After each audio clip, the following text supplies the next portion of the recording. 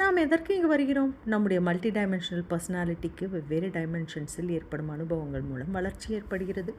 அது பல வகையான கதாபாத்திரங்கள், பிஹேவியர் பேட்டர்ன்ஸ், நடவடிக்கைகள், அணுகுமுறைகள் மூலம் தன்னை செம்மைப்படுத்திக் கொள்கிறது. நம் கான்ஷியஸ்னஸ் ஒரே நிலையில் அனுபவங்களே இல்லாமல் இருப்பதை விரும்புவதில்லை. இந்த வளர்ச்சி மூலம் அது தன்னைத்தானே செதுக்கிக் கொள்வது மட்டுமல்லாமல் தன்னை சார்ந்தவர்களையும் இன்ஃப்ளூயன்ஸ் செய்கிறது அல்லது செதுக்குகிறது. மனிதர்கள் இந்த உலகத்தில் செயல்பட்டாலும் அது பிரபஞ்சத்தின் கான்ஷியஸ்னஸையும் பாதிக்கிறது. இங்கு மனிதர்களாக வந்திருக்கும் ஆன்மாக்களுக்கு தாங்கள் முழு படைப்பாற்றலையும் வெளிப்படுத்த வாய்ப்பு கிடைக்கிறது. இதில் தோல்விகளும் ஏற்படலாம். ஆனால் இந்த தோல்விகள் அடுத்த முன்னேற்றத்திற்கு படிகளாகத்தான் செயல்படுகின்றன.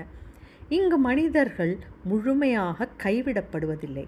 அவர்களுக்கு உள்ளுணர்வு ஒரு கருவியாக அல்லது பரிசாக இந்த உலகத்தில் வாழ்வதற்கு அளிக்கப்படுகிறது.